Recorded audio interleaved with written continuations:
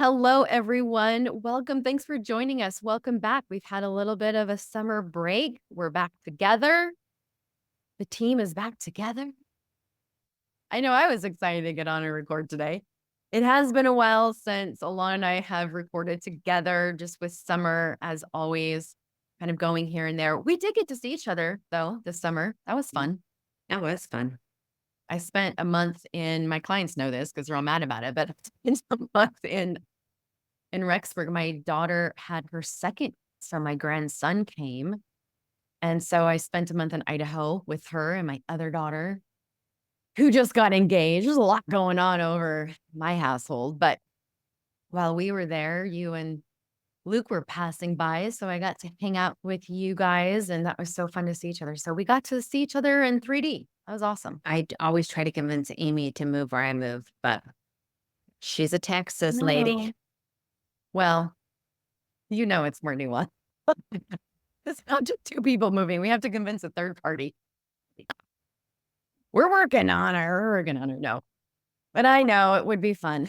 But we got to see each other, so it was super fun. We hope that you all are having a good summer. I know that a lot of you are doing a lot of our sessions in cars, trying to avoid children. You're probably ready for your routine to get going again, and I think we're all feeling it. That's right? funny you say that. I do more car Zoom sessions in the In the summertime than summer. any other time of year. Yeah. Yeah. Yeah. Or the bathroom or the closet with the locked door. Yep. I had one client who she goes, "Oh my gosh." She goes, "I have to show you this." And she panned her camera down and she had her little kids, all their little hands under her closet door. Like, she's like, "I can't get away." So yeah, we do what we can. You're doing what You you know can. what? Can I just give credit for those who are mothers who are trying to fit in their healing work? Yeah, that's what I was Right just gonna there. say. Yeah. It just shows such a commitment because therapy and coaching is never convenient, but to prioritize yourself in that way when it is so difficult, I give you props for that. Honestly, I know. I was just gonna say the fact that you're still showing up and doing it, promise it's enough.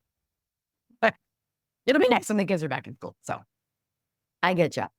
Well, anyways, welcome. We're glad to have you here today. So we are starting off with the topic that I know sometimes a lot of we're like, okay, early trauma versus those that are further in recovery. This one might be speaking to those earlier in recovery. And I really think this one is so helpful for anybody because trust is such a big topic. I think it's one that we can't talk about enough. I feel like there's so many aspects around trusting your partner after betrayal and that reintegration of the relationship. We can never talk about this too much. But one thing that came to my mind that I think we can maybe focus on today is this piece around trust and how sometimes when we have the breach of trust in the relationship, we're trying to work on the healing. And I see clients trusting their partners too early. And I want to talk about what that too early actually is. Those of you listening, you might have heard even this. People talk about this. Don't trust too early. You might have wondered if you're trusting too early. But what does too early even mean? And I kind of think we should break that down today. This topic, it's so funny because even you introducing it, I feel my therapist brain going multiple directions where I have some clients who have a lot of different trust, a lot of different safety actions and behaviors being done. And they haven't done the work to trust themselves. So it's really hard to trust in a relationship. So I have some who are too slow to trust. And then I have others who are so quick to just want to jump 100% back into the full trust and we're good to go. And so it's a nuanced topic and it's so hard because I find myself where I want to explain all of the different nuances. But the reality is I can say, okay, for this client, this is what I want to tell you about trust. And for this client, this is what I want to tell you. And guess what? We can't do that. There's a million of you out there with a million different life experiences. I'm totally exaggerating, but there's so many of you with different experiences out there that this is where you're really going to have to use your own intuition and listen to yourself of, okay, for where I'm at, do I feel like I'm trusting too soon? Do I feel that pull when in my heart and in my gut, I know it's not time yet? Or are you in a place of, I really feel like maybe I need to take some greater leaps into my self-trust and maybe even venturing into that trust in the relationship? Yeah, A lot of this is going to be that internal work. for sure. Like I said before, I think if we break it down to early trauma, we've had a breach of the trust in the relationship. You know, that analogy I've used before, like the ladder of trust. You think you're both on this certain part of the ladder, and you turn around one day and he's splat on the floor, and you're like, what the hell happened? And so we have the actual injury, reality collapse, whatever term we want to use here. But you've realized, whoa, I can't trust him. He just massively broke trust in the relationship. And you're trying to figure out what the heck to do next. I think let's start talking to this space where there hasn't been enough consistency over time. You all have heard us say that phrase, and we're going to break that down a little bit. There hasn't been enough consistency. Maybe they're not even in therapy. Maybe they're a month or 2 months into it, but we're in early trauma recovery. And what I want to speak to is those that are in this space and women who, number one, feel like they should trust. They should be starting to trust because their partner started to do some work. They should trust because their partner seems sorry. Maybe they feel like they should trust because if they don't, they might lose their partner. There's so many different reasons why, and that's what I want to cover is You know, this it's, space early. and I totally hear you. And in my experience, I more frequently see not that I should trust, but I see a desperation in wanting to trust. Oh, Wanting absolutely. to trust because it feels so jarring to have that rug ripped out from underneath you. Hmm. So desperately wanting the comfort and the security and the safety from trusting. And so Hmm. I see that desire of, if I can just trust, then I can feel so much better. And so wanting to jump in on that trust wagon again, or wanting to quickly put the pieces together under you so you have some kind of footing. So I see less of the I should trust. I see the should trust further down the road when lots of work has been done and trust still isn't coming back. But in the beginning, I see that, like, women will come to groups brand new and go, how do I trust? Tell me how I can trust again. What do I need to do, or what am I doing wrong that I'm not feeling trust yet? Yeah. And so there's that eagerness to quickly restore, and trust can't be restored. It has to be rebuilt, but quickly restore trust so we can have some sense of stability. Yeah. Emotional stability. I want to believe my partner. I want to believe that they're going to do the work. I want to believe that they're telling me they're sorry. I want to believe that he'll never do it again. She'll never do it again. Whatever. I want to believe that. Why? Because then I can feel better. Yeah. Then I won't Well, feel so much pain and hurt and feel like there's hope and all the things. mhm. I was flipping through Michelle May's The Betrayal Blind the other day, and she was talking about betrayal blindness. And she specifically talked about this period of a honeymoon period. She has a section on the book. And for those of you who have the book, the hard copy, page 178, Fantasy Island Honeymoon. And humor me because I'm going to read a page of this. But she says, Fantasy Island Honeymoon. This happens in the beginning. This is a stage many betrayed partners pass through after discovery of betrayal. During this time, most cheating partners are still hiding some of their secrets and may even still actively be cheating. However, they are also making heroic attempts to limit the damage their sexual betrayal has caused and to reassure their partner. At the same time, betrayed partners are reeling from pain and disbelief and have enormous fear about what the cheating means for their relationship. This high octane relational moment is a perfect petri dish for growing betrayal blindness. Many partners will believe what the cheating partner is telling them during this phase. It's too painful to consider that after being caught cheating and seeing the terrible pain and anguish it has caused, our significant other could continue the hurtful behaviors and extravagant lying. Instead, we want to believe that what we have discovered is a whole story. We buy into the idea that our partner's promise that they have stopped and will never do it again is possible, and they can willpower their way out of the situation. We will agree that we don't need therapy. We need to focus on our relationship, spend more time together, amp up the sexy, and all will be well. Part of the cheating partner's attempts to keep secret behaviors hidden can include becoming highly attentive and relationally available to the betrayed partner.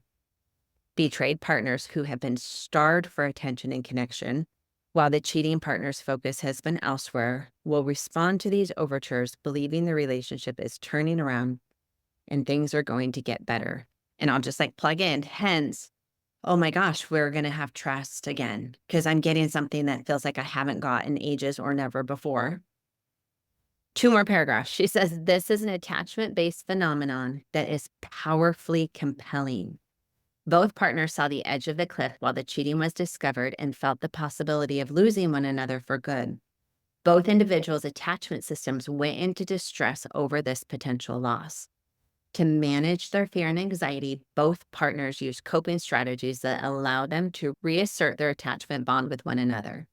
The cheating partner is lying, hiding, and wooing, and the betrayed partner has entered into betrayal blindness, holding the larger scope and depth of the problem outside of their conscious awareness. This phase can last days, weeks, or months. What usually brings it to an end is more discovery. The ongoing betrayal is revealed, the cheating partner is caught in more lies, or more consequences are discovered. STIs, missing money, an affair partner's pregnancy. This new round of betrayal punches through the betrayal blindness and brings betrayed partners into the reality that all is not okay. There is a significant problem, and much more is going to have to be done to deal with it. This is a point when expert help is critical for the betrayed partners as they need support to tolerate staying in awareness about something profoundly scary, uncertain, and dysregulating. I feel like that needs a mic drop. I know, right? That to me so highlights that desire for things to feel good again because the reality is so upsetting and so dysregulating, and how your attachment systems are so activated, not only at the threat of the loss, but then you're getting attachment that you might not have gotten before. And so you do No. want to quickly jump in. Oh, when you were reading it reminded me actually of I had kind of like this little flashback. I remember thinking, oh, if this is what I have to go through to get the husband that I've been missing, to get the person to finally show up. I remember almost wearing it like a badge. Like, okay, so if this is how it all has to go down, like if I had to deal with this, but I'm going to finally get the person that I want out of it, then there was this part of me that was like, okay, then I can just put all of my pain aside. I can just let it go. I can forgive. I can move on. And then I'm just going to jump back in, trust, and be the best wife. And we're going to have the relationship that I've been wanting to have. Really bypassing all of the reality, not only of the impact and injury on me, but what repair really looks like, what really needs to happen for that person to heal as well. Then the relationship healing. Like I didn't have all of that broken down, but just reminded me of like, I remember thinking like, oh, if this is what has to happen in order for me to really get, then okay, I can power through to get what I really want. And then that was for me personally, that's what led me to trust early and believe every word that he said, because I thought, well, now we're really gonna connect. Now we're really going to come back from the fire because this is hell. So can't get any lower than this. For my life, but said more to be done when you were reading that quote. Oh, I just thought too how sheer exhaustion just kicks in when you realize, because you have trusted too early, when you realize there is more to be done. There are more pieces. There are so many more pieces. And that can feel really exhausting, which Oh, I think is why we want to trust early. yeah. It makes me think of the rupture, repair, restore process. Yeah. And so quickly we have rupture and we want to go where everything is restored. Let's just put it back together. And we bypass the repair because the repair is the long, ugly, hard. Like I picture, those courses where people are like army crawling through the mud and then they have to climb over that wall. I don't like climb ropes. I never could do it in PE, but you see them climb up the ropes. And to me, that sounds awful. Actually, I love all of that. I have equal parts excitement and awe. Excited and disgusted. No, it looks hard. It's the hard, muddy, grimy, sweaty, disgusting work. Yeah, but so that Get in the middle mud. part, if we can bypass it and not get all muddy and dirty and just, yes, the rupture hurt, the ground fell out, it was awful. Now let's put it back together and move on. Yeah. And we can't bypass that. I remember, and this was so huge for me in my early recovery work, is I was in group one time talking about trust, and I was about 6 months in, and I was like, I want to trust him and I can't. I just can't. And the therapist, she said to me, Alana, I don't think it would be wise for you to trust yet. And that to me was like, what? No, no, no. I'm supposed to trust. I should trust. I don't know why I'm not trusting. I can rattle off all the things he's doing. So for her to give me permission and say, I don't think it's wise yet, then I actually could slow down and sit with, okay, why would it not be wise yet? Yeah. And maybe that would be a good thing for us to go into because there's probably a lot of women going, what the heck are you talking about? Why would it not be wise for me to trust? Because trust looks so not only so appealing, but trust is the foundation of a relationship. So why should I It not? seems so relational. If I don't trust, then how do we make all of this work? Like Exactly. that logically makes sense. But I think the first thing that I can think of is the injury that the betrayal creates is significant, and it creates trauma. That's why we call it betrayal trauma. And so one of the things that we want to make sure as best we can that we don't do is re-traumatize. And I think that when we lean back, well, I know when we lean back in too quickly and trust, we set ourselves up to be re-traumatized, re-injured. And that can have an even greater impact on you systematically, mentally, emotionally. So that's the first thing that comes to my mind is trusting too soon can create more traumatization. Well, it makes me think of the analogy in the book, Worthy of Her Trust.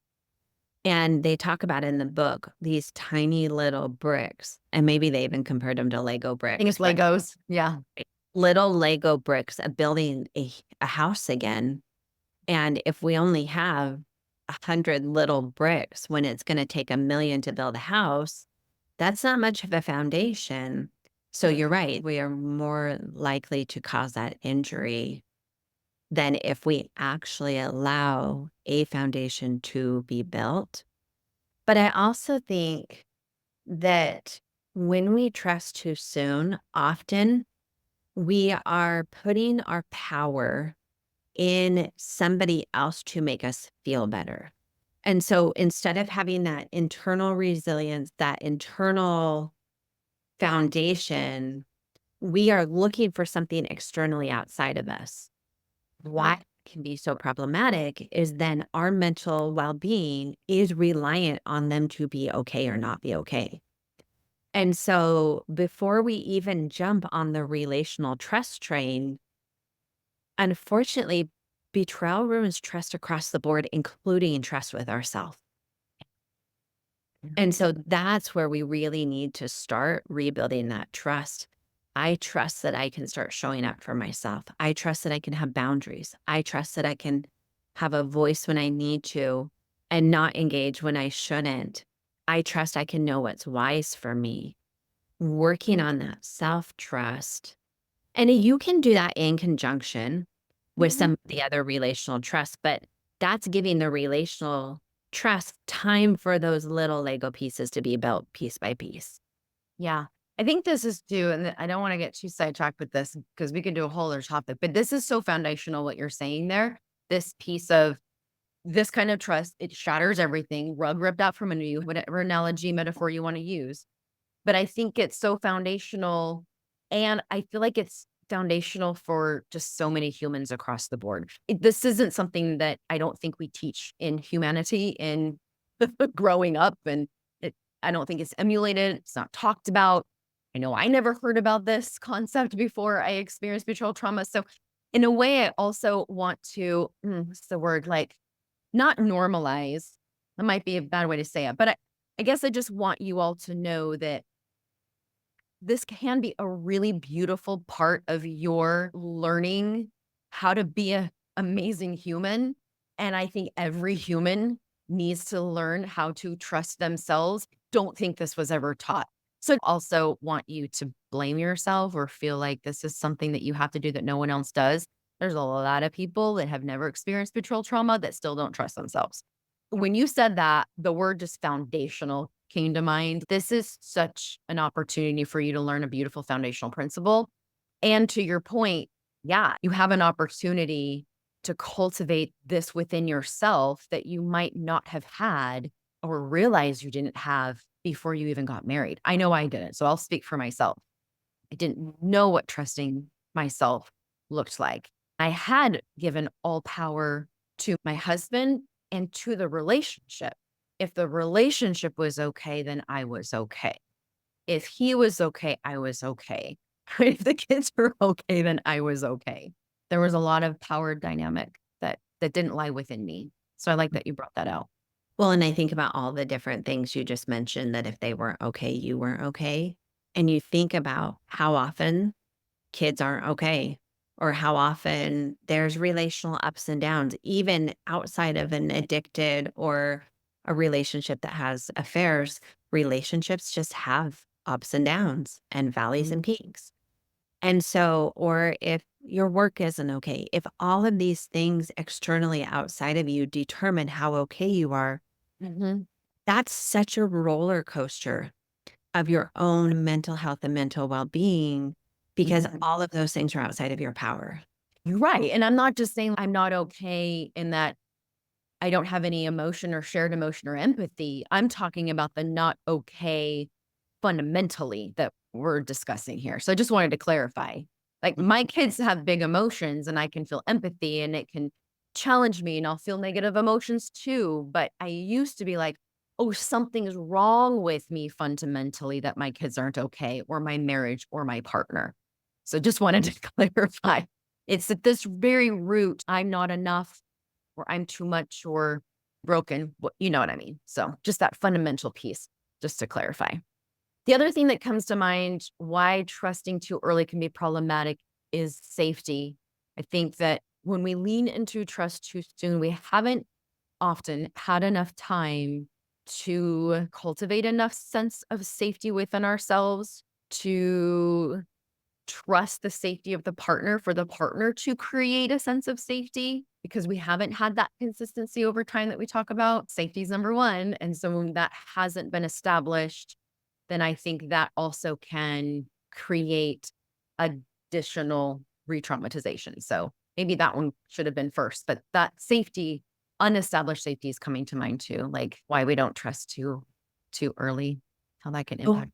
for sure. The APSATS model of healing from betrayal trauma, you have phase one, phase two, phase three.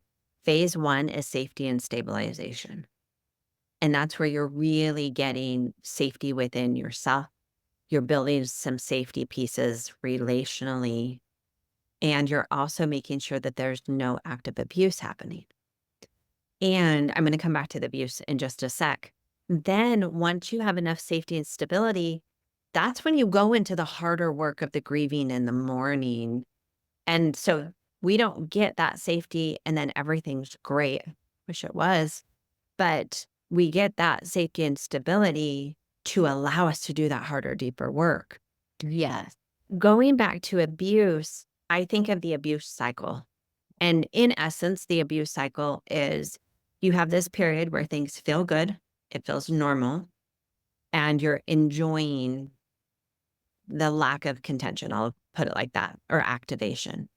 But then it starts to get off and we start to activate more and more. And the tension is building and it builds and builds and builds until there's some kind of rupture, breakdown. There's abuse that happens, emotional abuse, physical abuse, still the same abuse cycle. We have this breakdown in this rupture, and it could be a single event or it could be a period of time where we have this abuse happening. And then at some point, there's this enough, and there's that guilt and the remorse. And it's that I'm so sorry. I can't believe I hurt you in that way. It is all of the repair attempts.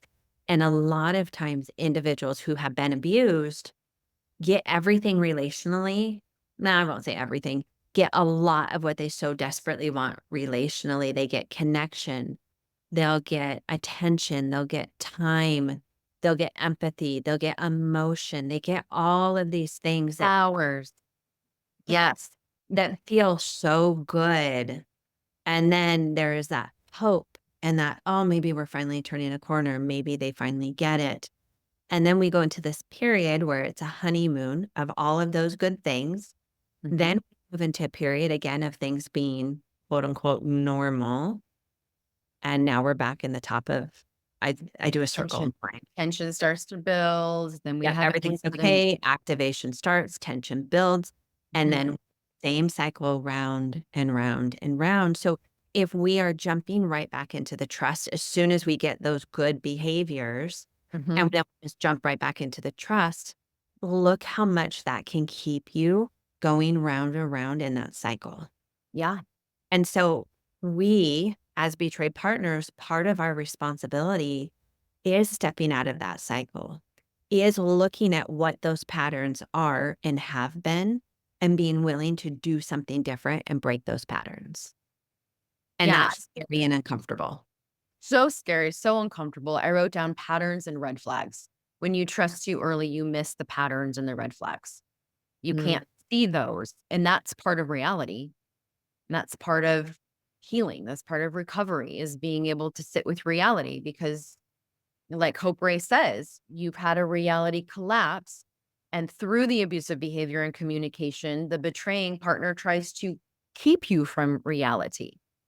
And so when we trust too early, we're preventing the reality check. And in that reality, we see what you're saying there, the patterns and the red flags, which leads to the next thing. By watching the patterns and the red flags, part of that is being able to trust yourself. So you kind of alluded to this in the power differentiation, but oh, I cannot speak enough to this one because it's just so freaking huge, right? I think when we trust too early, we are also not giving ourselves the time and attention that we need to connect back to ourselves because trauma disconnects you. And when we trust too early, we tend to, like what you were saying, rationalize, minimize, justify the behavior, especially in that calm part of the cycle. We're still disconnected from ourselves. We're disconnected from our body, from our emotions, from reality. And we're not watching the patterns. We're not seeing the red flags. So, kind of all entwined there. But I just want to put a plug in for how important it is and vital it is to not trust too early because what we talked about earlier, this sense of trust in ourself has to come first, has to. And it takes time, so much time, takes practice, takes support from a professional to help unravel pieces that you brought up right at the beginning, Alana, of how we learned to trust, how we learned to not trust ourselves. I think there's so much that plays into this as just being a woman in the world. But how did you grow up? What is the message you received culturally? Family of origin. There's so many pieces that play into this that kind of prove our point. There's so many pieces, which is why we need to take a little step back with beautiful boundaries to not trust the relationship too early because we have to cultivate this first. And I want to be really clear. We are both 100% pro relationships, pro having trust as a foundation, pro Mhm. you being able to trust, but let's do it wisely. Let's give time for your healing. Let's let the relationship have that rebuilt through new patterns, new connections, and done well and done right. Ugh, I hate saying done right because that makes it sound right or wrong. I'll use done in wisdom, done I with like wisdom. that. I like Mhm. that. Yeah. Yeah. Well, and when you said the word wisdom, decision making came to mind. Like, there's so many decisions to be made, and there's so many unique individual decisions, and each and every one of you listening have so many unique individual decisions to be made. I love the word wise. I love wise femininity and being able to reconnect to that intuition, sensitivity, and vulnerability. I love framing for myself what's the next wise step right now. You used this with me when I was having a massive spin out and I marked Alana and I had all these parts going crazy. And that was the one statement that Alana, you made to me that just went, oh, well, what's the next wise step just right now, Amie? And that's exactly what I needed to hear. Because when we have all these different parts that are going to show up in your healing, y'all, slowing it down and just that simple statement, what's the next wise thing just right now is really, really empowering. It's powerful. It's beautiful. I love it. So, anyways, I love that you said that. It just makes me think of the Frozen 2 song where she sings about the next right step.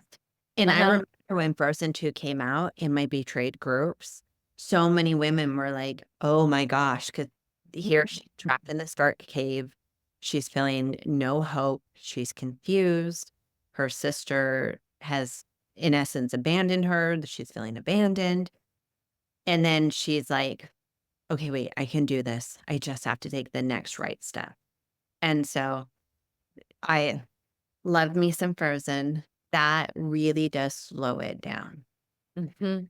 So Mhm. often we want to have all the answers and put all the puzzle pieces together. And this journey is one step at a time, one Yeah. foot in front of the other. Yeah.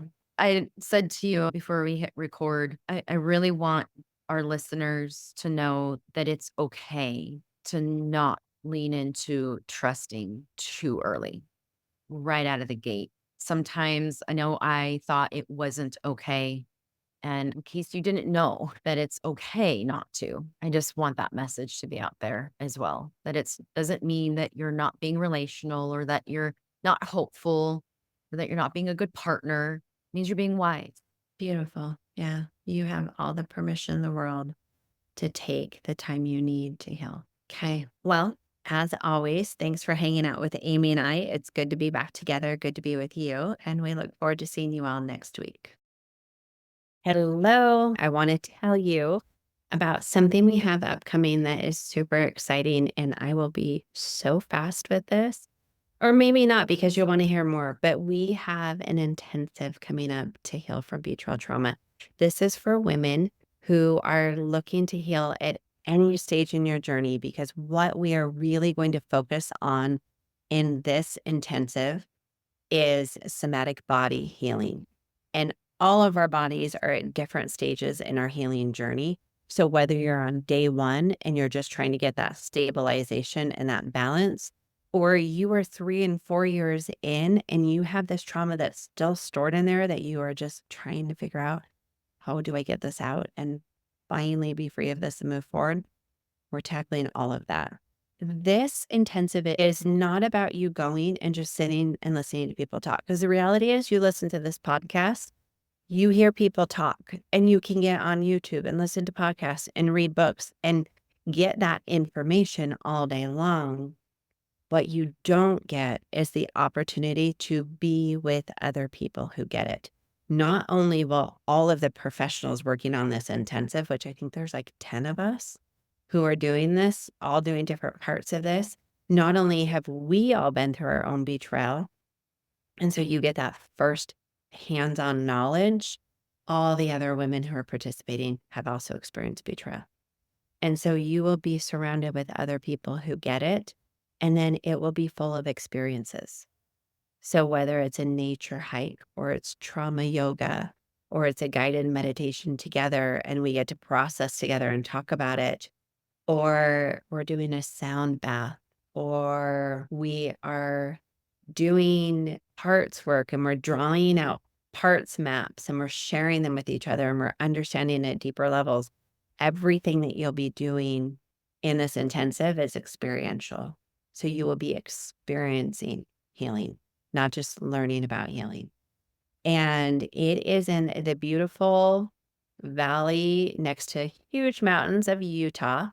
Our office is in Spanish Fork, Utah. We'll be meeting at the office, but we'll also be going up into the mountains for some of it as well. So come join us. Go to chooserecoveryservices.com. We actually have multiple intensives, but this is the one for those of you who listen to this podcast that I think you will find so beneficial and so healing. We would love to have you join us. So, as always, thanks for hanging out with me just for a minute. I am excited to see you myself in person the end of August at the Healing, Revive, and Thrive Intensive.